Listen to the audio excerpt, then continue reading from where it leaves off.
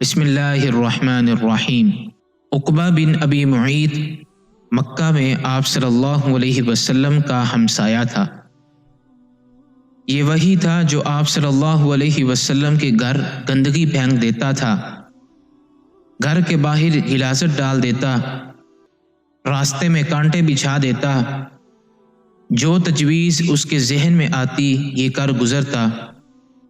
یہ اتنا ناپاک گستاخ تھا کہ ایک دفعہ ابی بن خلف کے کہنے پر آپ صلی اللہ علیہ وسلم کے چہرہ انور پر تھوکنے کی کوشش کی، مگر آپ صلی اللہ علیہ وسلم اس سے محفوظ رہے۔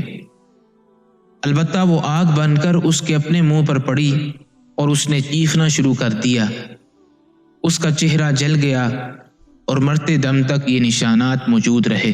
بعد میں اس نے ابی کی بات ماننے کا افسوس بھی کیا۔ عقبہ بن ابی معیط کی گستاخی کی انتہا۔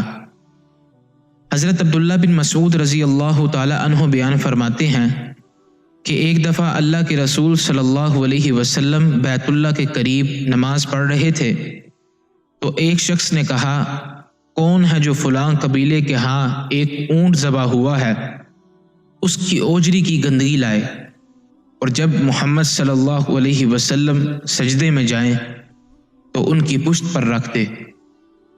یہ سن کر بدبخت عقبہ بن معیط اٹھا اور وہ اوجری اٹھا لایا، پھر انتظار کرنے لگا کہ محمد صلی اللہ علیہ وسلم جب سجدے میں جائیں تو اسے آپ صلی اللہ علیہ وسلم پر رکھ دیں۔ جب آپ صلی اللہ علیہ وسلم سجدے میں گئے تو اس نے وہ اوجڑی آپ صلی اللہ علیہ وسلم کے دونوں کندھوں کے درمیان پشت پر رکھ دی۔ حضرت عبداللہ بن مسعود رضی اللہ تعالی عنہ فرماتے ہیں کہ یہ تمام منظر میں اپنی آنکھوں سے دیکھ رہا تھا، مگر میں مجبور تھا، کچھ نہیں کر سکتا تھا، اور سرداران قریش ایک دوسرے کے اوپر ہنس ہنس کر گر رہے تھے اور لطف اندوز ہو رہے تھے۔ اسی حالت میں رسول اللہ صلی اللہ علیہ وسلم سر اوپر نہ اٹھا سکے تو میں نے دوڑ کر فاطمہ الزہرا رضی اللہ تعالی عنہا کو بتایا۔ فاطمہ رضی اللہ تعالی عنہا اٹھیں اور گند سے بری اوجڑی کو آپ صلی اللہ علیہ وسلم کی پشت سے ہٹا کر دور پھینکا اور کافروں کو کہا کہ تم ایسے شخص کو تکلیف دیتے ہو جو ایک رب کی دعوت دیتا ہے۔ رسول اللہ صلی اللہ علیہ وسلم نے سر اٹھایا، قریش کی طرف دیکھا اور فرمایا، اے اللہ، ابو جہل، عتبہ بن ربیعہ، شیبہ بن ربیعہ، ولید بن عقبہ اور امیہ بن خلف اور عقبہ بن معیط کو اپنی گرفت میں خود ہی لے اور انہیں سزا دے۔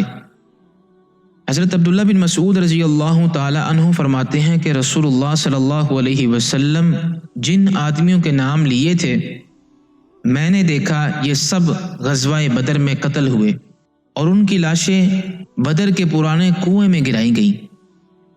اسی عقبہ بن ابی معیط نے رسول اللہ صلی اللہ علیہ وسلم کے گلے میں کپڑا ڈال کر مارنے کی کوشش کی تو حضرت ابوبکر صدیق رضی اللہ تعالی عنہ نے اسے دھکا دے کر کپڑا رسول اللہ صلی اللہ علیہ وسلم کے گلے سے اتار کر پھینکا۔ حضرت عبداللہ بن عمر رضی اللہ عنہما فرماتے ہیں کہ رسول اللہ صلی اللہ علیہ وسلم کعبہ کے صحن میں نماز ادا کر رہے تھے کہ اچانک عقبہ بن ابی معیط آیا اور اپنی چادر رسول اللہ صلی اللہ علیہ وسلم کے گلے میں ڈال کر بڑی سختی سے گلا گھونٹا۔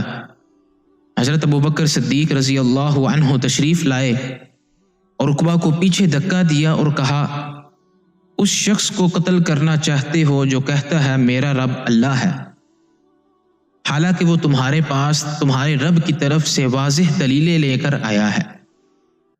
عقبہ بن ابی معیط کا آخری انجام۔ یہ بدر کے معرکہ میں قید ہوا، اس کے ہاتھ باندھ کر قیدی بنایا گیا۔ آپ صلی اللہ علیہ وسلم نے حضرت علی رضی اللہ تعالی عنہ کو حکم دیا کہ عقبہ کی گردن اڑا دی جائے، تو اس نے کہا، قریش کے تمام قیدیوں میں سے مجھے ہی قتل کا حکم دیا گیا ہے۔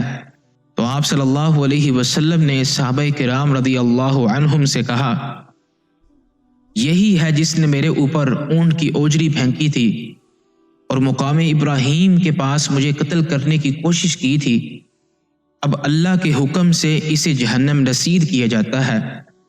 چنانچہ حضرت علی رضی اللہ تعالی عنہ نے اس کی گردن تن سے جدا کر کے گستاخ رسول کو ہمیشہ کے لیے جہنم رسید کر دیا۔